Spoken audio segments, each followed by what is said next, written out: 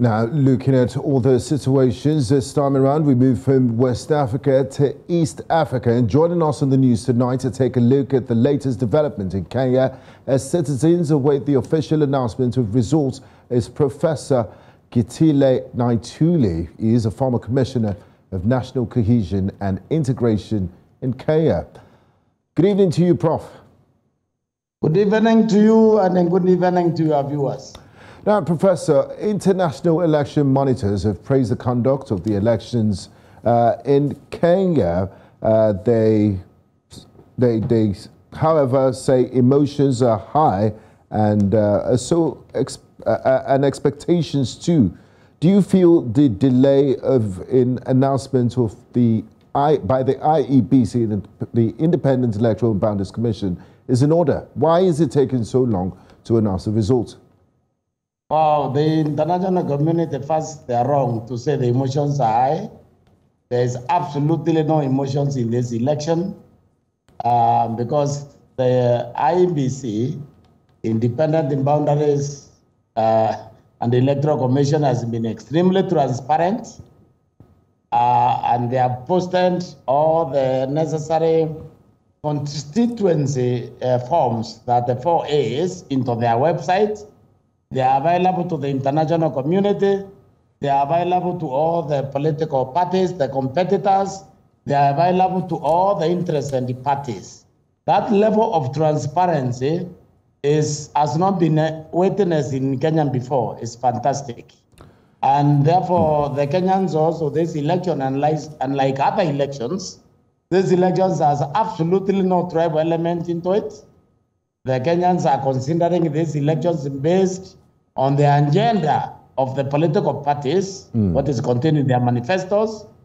So the delay is purely as a result of some areas not having counted their votes in good time because of the population intensity in those areas. Okay, now, Professor Naituli, young people are often seen as drivers of change in society. What do you think is responsible for the low voter turnout amongst young Kenyans? Do you sense a type of dissatisfaction with the political class by young Kenyans? Exactly. What happened is 2013 and 2017, the current administration, the Jubilee administration, overpromised and undelivered. And that has created incredible voter apathy, not just with young people, but also with Kenyans generally, because right now they look at politicians as liars. Because the Jubilee government, the government right now led by Uhuru Kenyatta and partly William Ruto, has absolutely delivered horrible economic performance compared to Mwai Kibaki, the previous president, and therefore people are disillusioned.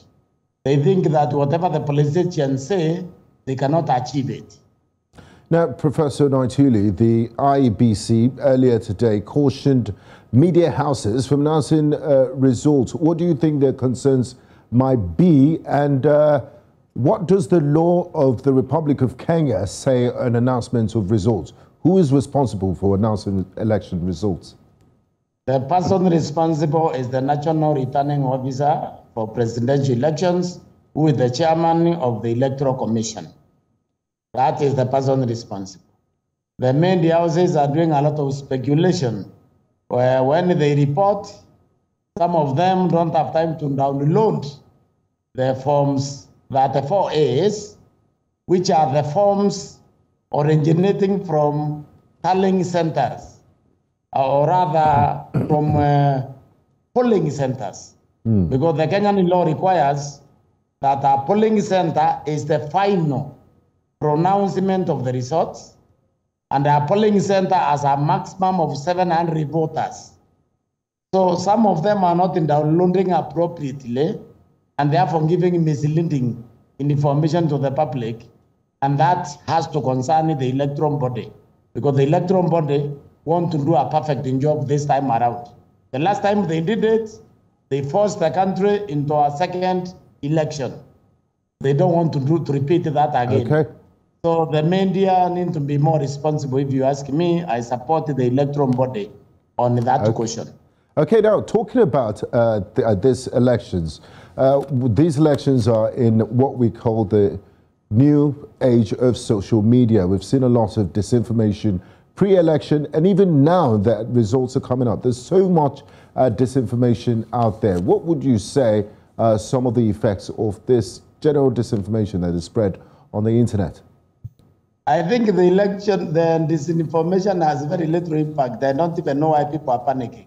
The Kenyans are brilliant enough to sift through and take what they understand is correct and reject what they think is hype.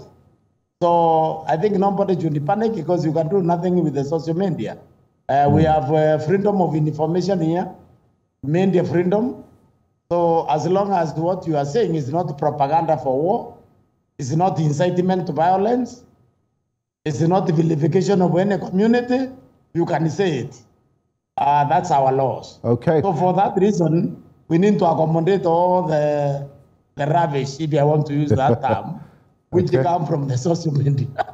Thank you very much, Professor Naituli. Just before I let you go, 2007 and 2008 elections in Kenya saw post-election violence. And like you said, from your assessment of this year's elections, it's been widely peaceful. And I believe Kenyans have learned that elections are just a civil exercise and we don't need to fight ourselves. Having said that, are there sufficient security provisions to ensure that there will be no breakdown of law and order when we finally get the presidential returning officer to announce the winner of this presidential elections?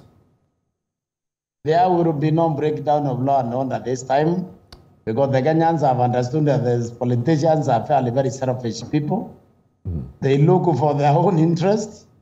Eventually they are friends. They shake hands after people have died. They dine together. So the Kenyans understand that the election is not life and death matter. And I don't think any Kenyan right now will be prepared to go to the streets if some fellow loses fairly and decides to call them to the street. That will not happen. Okay. I think we learned a big lesson in 2007, 2008. And that lesson has been guiding in decisions that we collectively make as a people. I think this election, whoever is declared the winner, we will accept that person as our president. And we will move on. Okay, thank you very much, Professor Naituli. Thank you very much for your time and giving us insights on the just concluded general elections in Kenya.